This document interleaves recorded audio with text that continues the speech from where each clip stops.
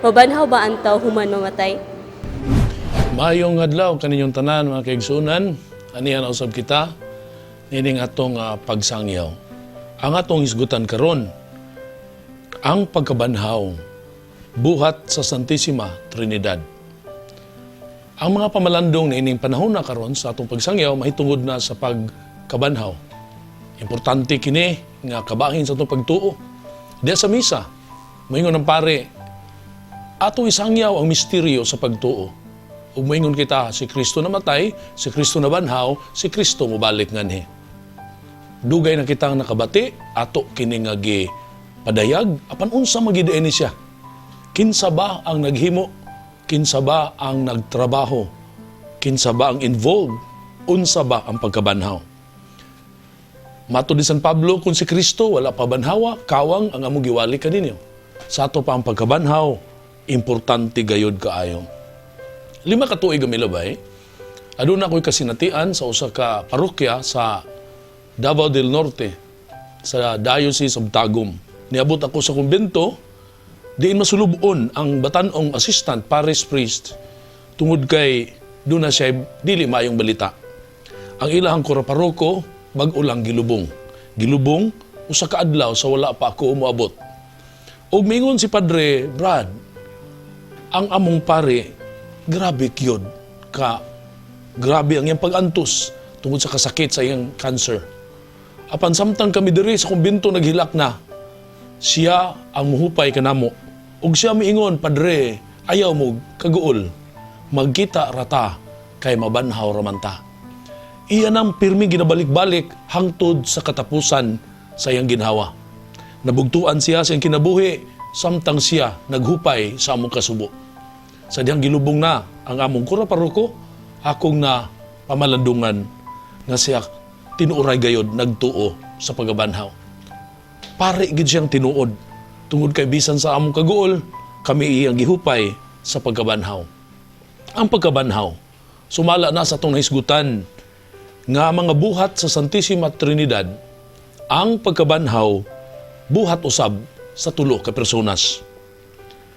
Sumala sa sulat ni San Pablo, ngadto sa taga Pilipos, Kapitulo 2, versikulo 5 ngadto sa 11, nag-ingon siya, angay batunan ninyo ang panghuna-huna, nga gibatunan ni Kristo Jesus, nga mao kini, diha niya kanunay ang kinayagid sa Dios, apan wala siya maguna-huna, pagpakigtubong sa Dios, pinaagi sa kusog. Kung dili, sa iyang kagaling kabubuton, iya kining gibiyaan.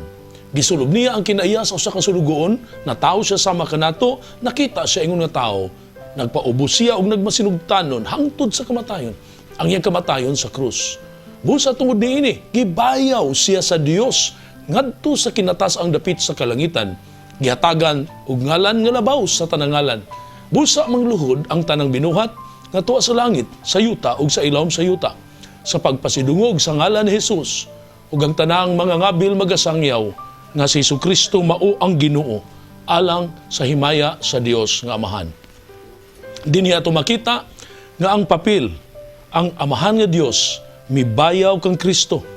Matud pa sa atong katekism, ang Amahan mi-introduce formally sa Santissima Trinidad ang pagkatao, lakip na ang lawas ni Kristo. Diha siyang pagkabanhaw o gihatagan siya sa titulo nga Lord.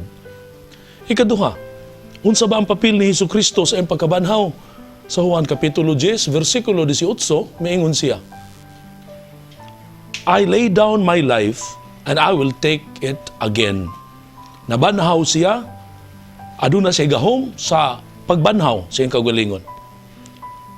Og sa ikatulo, unsa ba ang papel sa Espiritu Santo diha sa pagkabanhaw? Unang Pedro Kapitulo 3, 18, nag-ingon, because Christ also died once for our sins, the just and the unjust, that He might offer us to God, being put to death in the flesh, but enlivened in the Spirit. Ang Espiritu Santo ang nagbanhaw usab sa Ginoo, uban sa Amahan, uban sa Anak, kay sama sa paglalang, sama sa pagpanubos, ang pagkabanhaw, buhat sa Santissima Trinidad. Sa atong kinabuhi, hinaut unta nga masinati nato ang pagkabanhaw, Sumala sa Ginoo San Pablo, sanglit gibanhaw naman si Kristo gikan sa mga minatay, tinguhaon nato ang mga butang nga langit nun, dili ang mga butang nga yutan-on, diin siya nagalingkod sa tuong kamot sa Amahan. Makadungog kita og daghang testimonyo sa mga kinabuhing na bag-o tungod sa ilang pagpahari sa Santissima Trinidad. Sa Juan 14:23 nag-ingon si Jesucristo, ang nahigugma kanako magaamping sa akong mga sugo. Ang akong amahan mahigugma kaniya, ug ako ug ang akong amahan mosulodya kaniya ug mopuyo uban kaniya.